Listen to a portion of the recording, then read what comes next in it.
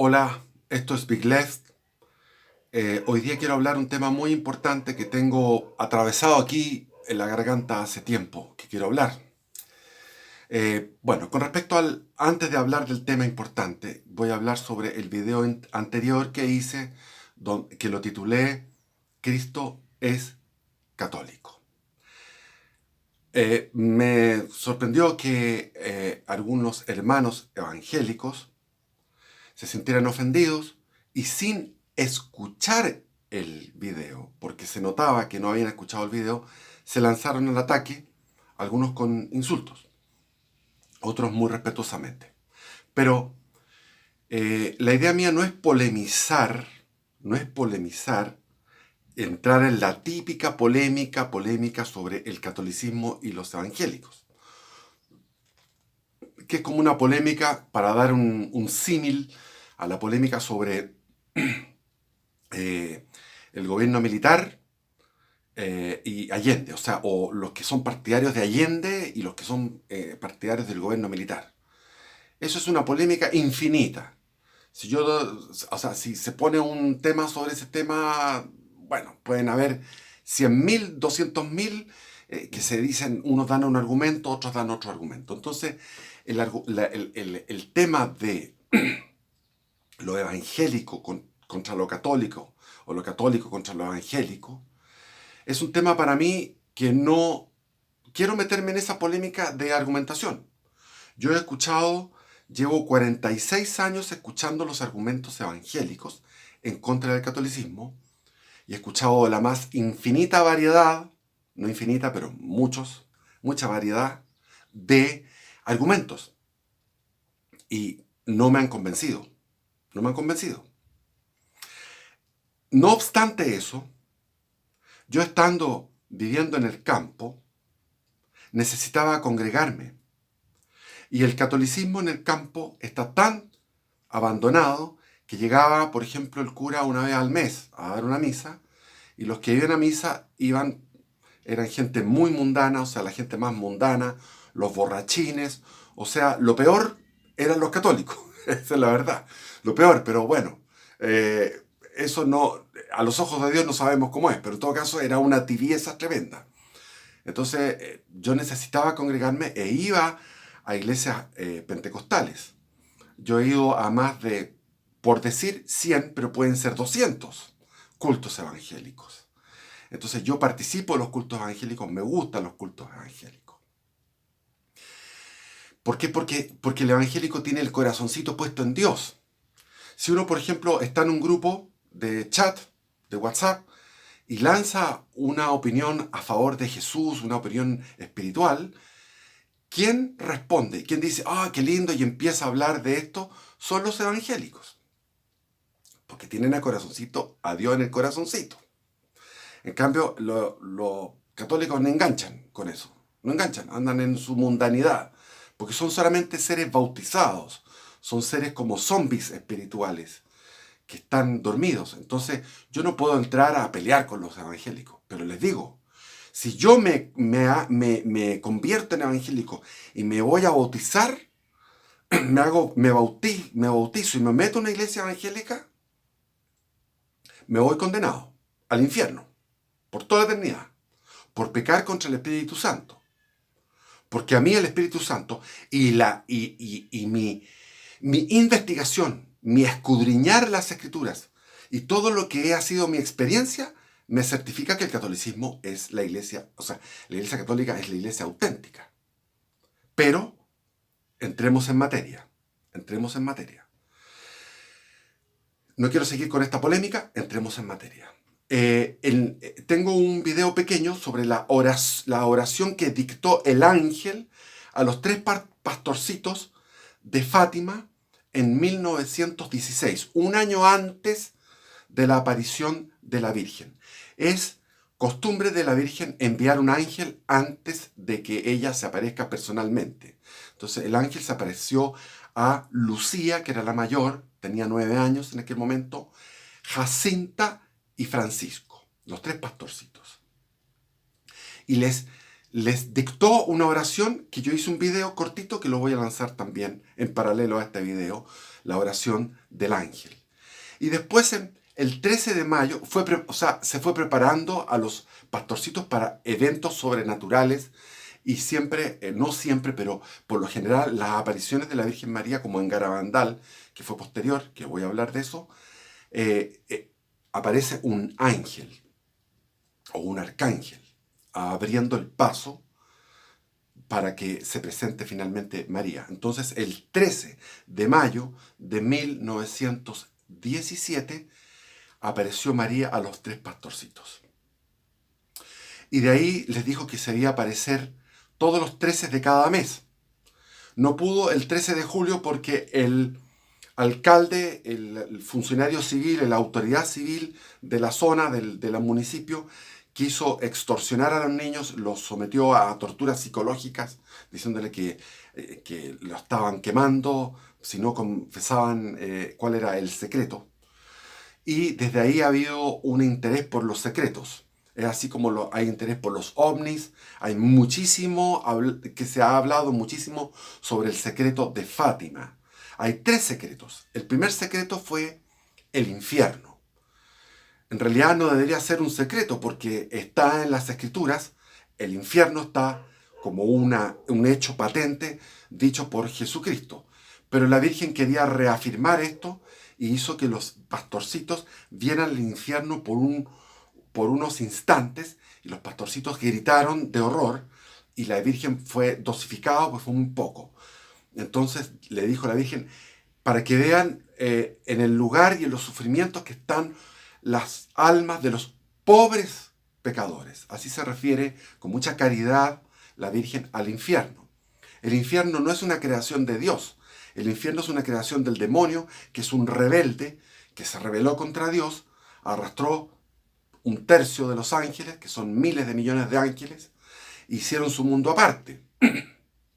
Y ese mundo está en un lugar, está concentrado en un lugar.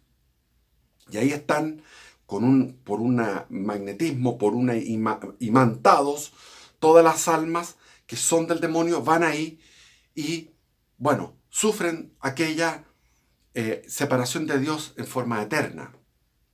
Así que no es que Dios sea un sádico y cree el infierno y lo cree como por un sadismo divino. Va en contradicción con que Dios es infinitamente bondadoso.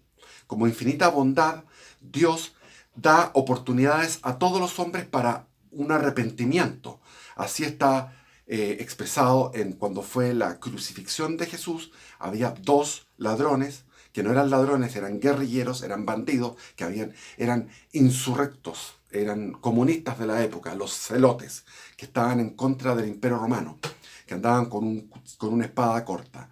Los celotes, que eran revolucionarios, había habido un motín el día anterior, lo menciona la Sagrada Escritura. Entonces, estos eran 2 celotes, igual que Barrabás, que era el líder. Entonces, Barrabás era el líder, era como decir el Catrillanca. El Catrillanca que salió en vez de Jesús fue liberado por el pueblo, por los sumos sacerdotes que dirigían al pueblo. Entonces, tenemos la famosa historia del buen ladrón, que es el buen guerrillero, que se arrepiente y Jesús lo perdona en ese momento en la misma cruz. Por lo tanto, existe una bondad infinita de Dios por recoger y una desesperación de Dios por tratar de salvar aquellas almas. Por eso la Virgen se refiere a estas pobres almas. Ese es el primer secreto. Después vino el segundo secreto. El segundo secreto es lo siguiente. Estando a mitad de 1917, estábamos a mitad de la Primera Guerra Mundial. La Primera Guerra Mundial comenzó en junio de 1914. Terminó en noviembre de 1918.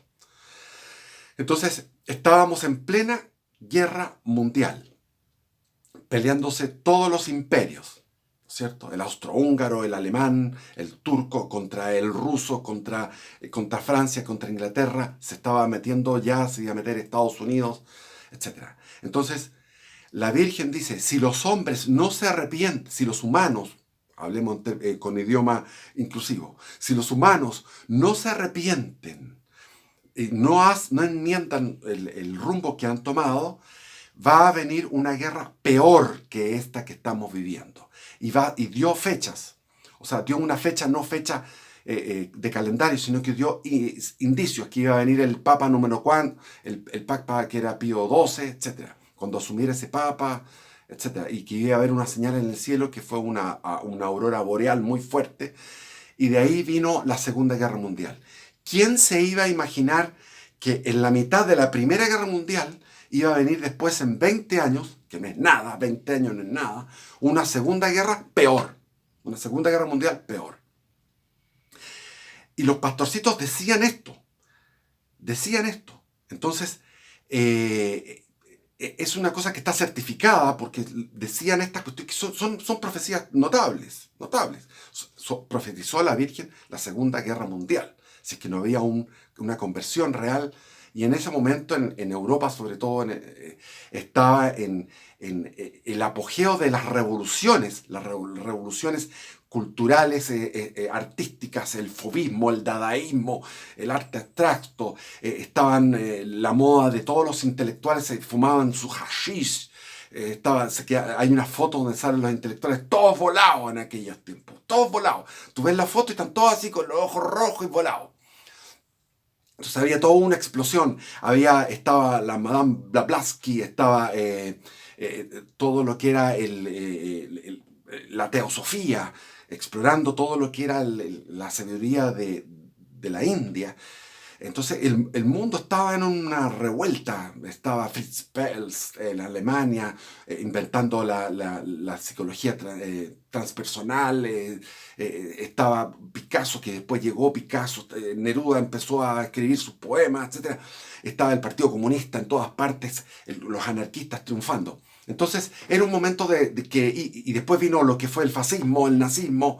Entonces todo esto, las purgas de Stalin, todo lo que fue la Revolución Rusa. Entonces eso es el pecado del siglo XX, que el siglo XX es el siglo más creativo del demonio. El demonio creó desde el nazismo hasta el hipismo, creación del demonio. Cristianos por el socialismo, que debería ser socialistas por el cristianismo, pero no, cristianos por el socialismo, que se inventó en Chile en 1967. Bueno, todas esas cosas, todos esos inventos, revoluciones dentro de la iglesia, interpretaciones distintas de todo lo que había sido la tradición de la iglesia. Entonces, María está advirtiendo. Y después viene el tercer secreto de Fátima. Y el tercer secreto de Fátima, nadie lo conoce. ¿Por qué? Porque fue un secreto que guardaron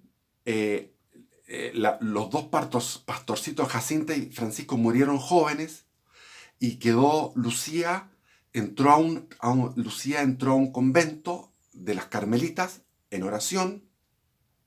Y los últimos escritos de ella se tienen de 1944. ¿Qué sucedió a partir de 1944? Que se perdió el rastro de Lucía. Se perdió el rastro. No se sabe si la mataron.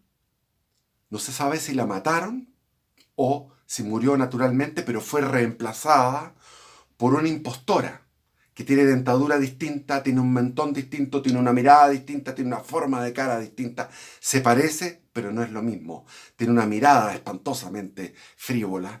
Y esta impostora, que ni siquiera era monja, tomó el rol de la hermana Lucía, que ella tenía escrito una carta que se iba a revelar en 1960. Porque María les dijo: esto tiene que ser revelado en 1960. Y los pastorcitos le dijeron: ¿por qué en 1960?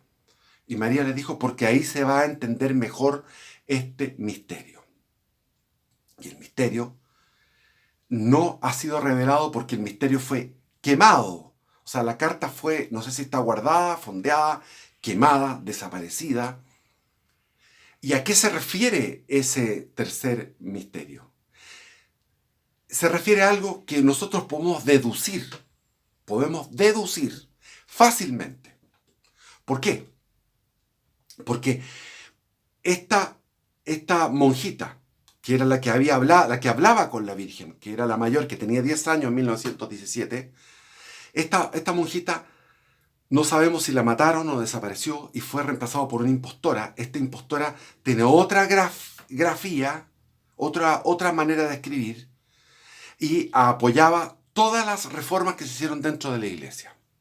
Entonces hay que entender que la masonería infiltró a la iglesia, comenzó a infiltrar a la iglesia como una planificación a largo plazo para destruir la iglesia desde dentro, desde la cúpula, desde el papado, desde los cardenales, desde los obispos. O sea, la jerarquía católica debe estar infiltrada. Esa fue la planificación de la masonería a mitad del siglo XIX. Y fue infiltrándola poco a poco.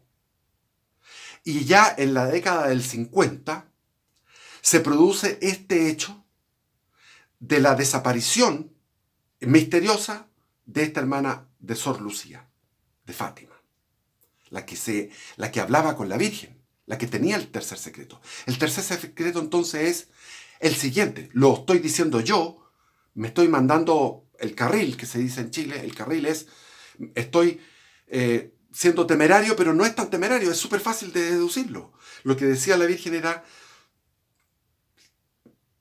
desde la jerarquía va a venir el anticristo. Porque lo dijo la Virgen en la Salet. Dijo, el anticristo se va a sentar en el sillón de Pedro. Y después lo dijo en Garabandal. En Garabandal sucede lo mismo. Viene un ángel, que es el arcángel Miguel, que le habla a unas, no pastorcitas, unas niñas jovencitas, que eran 4 niñas. Vean Garabandal en internet. Vean Garabandal en internet. Hay una película muy bonita. Vean Fátima en internet. Hay una película también muy bonita. Y se les aparece el ángel a los niños. Y después se les aparece la Virgen. Y esto es en paralelo, en Garabandal, en España, en un pueblito parecido al de Fátima. Los éxtasis de las niñas son impresionantes. Las fotos, véanlas. Están en un estado de alegría precioso en comunicación con María.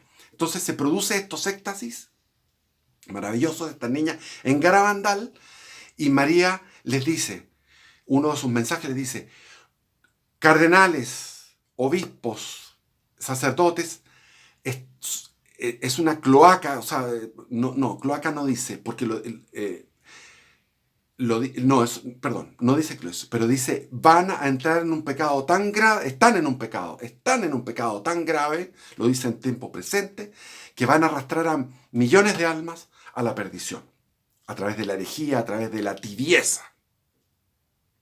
Entonces eso lo dice María en Garabandal. Hay 3 apariciones. La Salet en 1844, después está Lourdes con Bernadette, después está la de Fátima y después está la de Garabandal. Y la de Garabandal, que no ha sido reconocida por la Iglesia, porque la Iglesia ya se apartó a partir de 1960, se apartó, porque en 1960 llega, antes, 1958, por ahí, 59, no me acuerdo fecha exacta, el Papa Roncalli, que es un papa que tiene grado 33 de la masonería. Y lo sucede el Pablo VI, que también tiene grado 33 en la masonería. Es decir, la masonería en su alto nivel, que es luciferino, toma el mando de la Iglesia Católica. Porque el demonio sabe que tomando el mando de la Iglesia Católica es como un ejército. La Iglesia Católica es vertical en su obediencia. Por lo tanto, si tengo al jefe, tengo toda la Iglesia tomada. Y eso se lo realizó en 1960 con el llamado de Roncalli a este Concilio Vaticano II.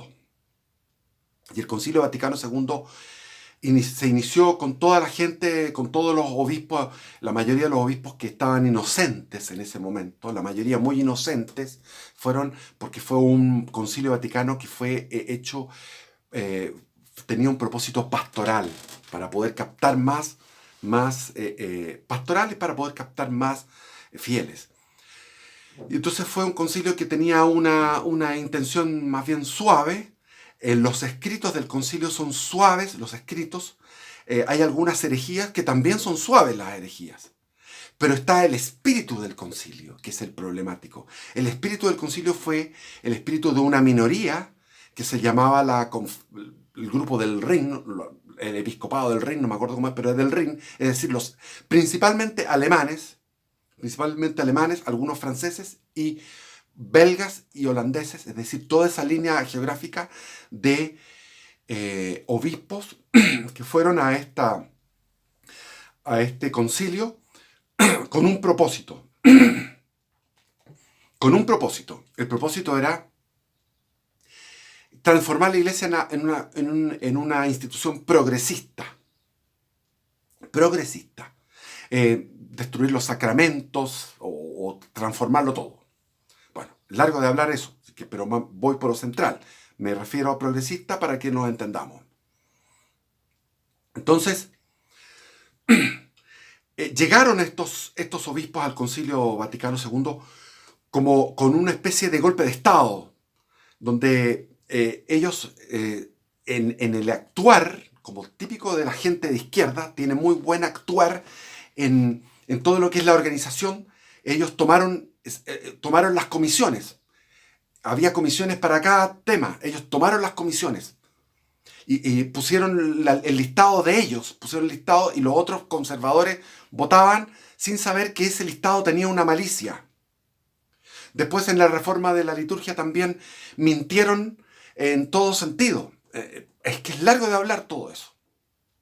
Pero la Virgen estaba advirtiendo a los pastorcitos, les estaba advirtiendo. Primer misterio, la existencia del infierno. Segundo misterio, si no se enmienda la humanidad viene una segunda guerra mundial peor. Tercer misterio de Fátima, secreto. Tercer secreto de Fátima es la iglesia va a ser la cuna del anticristo. Y ahora, ayer, la noticia última que supe sobre la iglesia. En Estados Unidos, los obispos, con los fondos que recaudan de la donación de los fieles, están financiando movimientos de ultraizquierda en Estados Unidos. En Chile, en tiempos de, como les digo, cuando se tomó la Universidad Católica en 1917, que nosotros siempre nos adelantamos al mundo. Nosotros tuvimos en 1967 la toma de la Universidad Católica, que fue el mayo del 68 en Chile. Después vino el mayo del 68. Después vinieron todos los movimientos estudiantiles del 68. Las revoluciones estudiantiles del 68. En Chile fue antes. Se creó esto de los cristianos por el socialismo, que debería ser socialistas por el cristianismo. Bueno, nos anticipamos. Ahora, en octubre, nos anticipamos a lo que pasó en Estados Unidos y en otros países. Pero los obispos, ¿cuáles son los obispos que ahora están levantando su voz? Son contados. Me parece que son dos, Monseñor Schneider y el Monseñor Viganó, que le escribió una carta a Bush. Estamos hablando de dos testigos del Apocalipsis, Enoc y Elías, que van a venir. Entonces, no podemos dar limosna, no podemos dar ofrenda en las iglesias. Yo creo que hay algunas iglesias en que hay transustanciación y en otras no. Depende de la parroquia, depende del párroco. O sea, si hay un párroco santo o justo que está consagrando, yo creo que está consagrando bien. Esa es mi opinión. En esta parroquia donde yo iba, porque ahora está cerrada, yo creo que ese sacerdote consagraba realmente. No sabemos, o sea, esto es como un árbol que tú cortas, todavía tiene savia, pero algunas ramas todavía tienen un poco de verde y algunas hojas todavía quedan verdes, pero está cortado el árbol. El árbol se cortó en 1960. La iglesia, en la jerarquía eclesiástica, cortó, destruyó. Entonces siguió la savia. Entonces esta es una pendiente que estábamos arriba, con la gracia de Dios, y se fue perdiendo esto. Entonces es una pendiente que estamos, en esta pendiente los católicos. Y no nos podemos congregar, pero tenemos que congregarnos, por lo menos a rezar el rosario. Yo estoy rezando el rosario con mi hija, maravilloso. De dos personas, donde haya dos o más, ahí estoy yo, dice Jesús. Entonces, las apariciones de Fátima terminaron en un milagro. Este milagro fue el milagro del sol. Y esto está en alusión a lo que dice el Apocalipsis.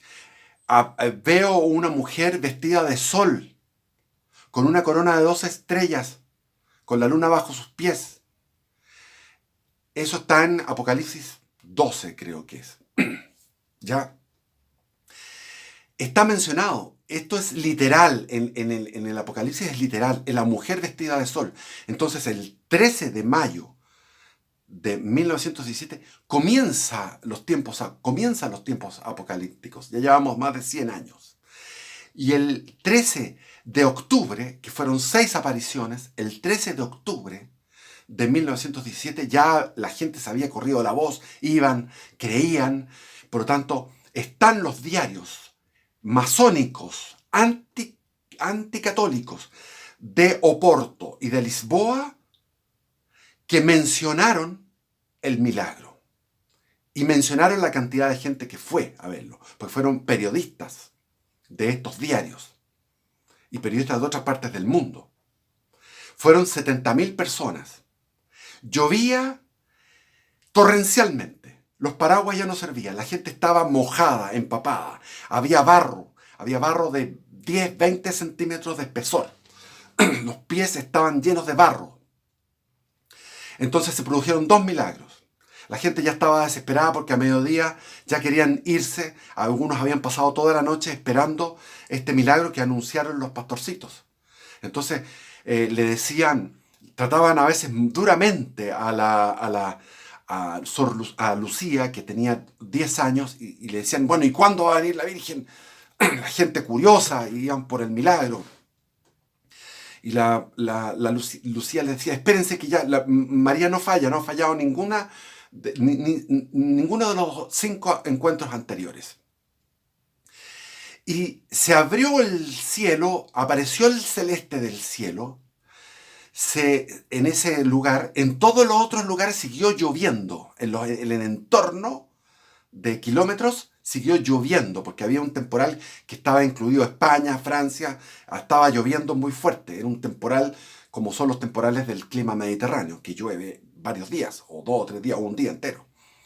Entonces, clima mediterráneo que tenemos en Chile. Entonces se abrió el cielo, y el sol, que no se puede ver con esa intensidad, uno no puede mirar al sol cuando está a mediodía. A mediodía el sol, tú lo miras 2 segundos y no puedes más. Pudieron verlo, y el sol creció, se adelantó, se acercó y bailó, es decir, dio vueltas, hizo unos zigzags. La gente estaba aterrada porque y fueron 10 minutos el milagro del sol. Y después vino el otro milagro. El otro milagro es que la gente quedó seca, su ropa quedó seca, el suelo quedó seco, el barro se secó. Para poder hacer aquel milagro, para poder hacer aquello, se necesita muchísima energía. Se ha estudiado cuánta energía se requería para poder secar a toda esa gente. 70.000 personas, todo ese entorno. Necesitaba una energía, bueno, que es una energía sobrenatural. Ese es el milagro del sol con el cual la Virgen puso su sello. Puso el sello. Después en Garabandal promete un milagro que todavía no se ha dado, pero promete que viene un aviso. Ese aviso es que todos los seres humanos, de todas las religiones, de todas las razas, de todos los sexos, de todas las edades, todos vamos a tener, en un momento determinado, va a parar el mundo. El auto se detiene, el avión se detiene, todo se detiene, se queda en suspenso por un cuarto de hora, y en ese cuarto de hora nosotros vamos a ver cómo Dios nos ve a nosotros. Vamos a ver nuestro pecado. Va a ser un examen de conciencia. Va a ser el segundo Pentecostés.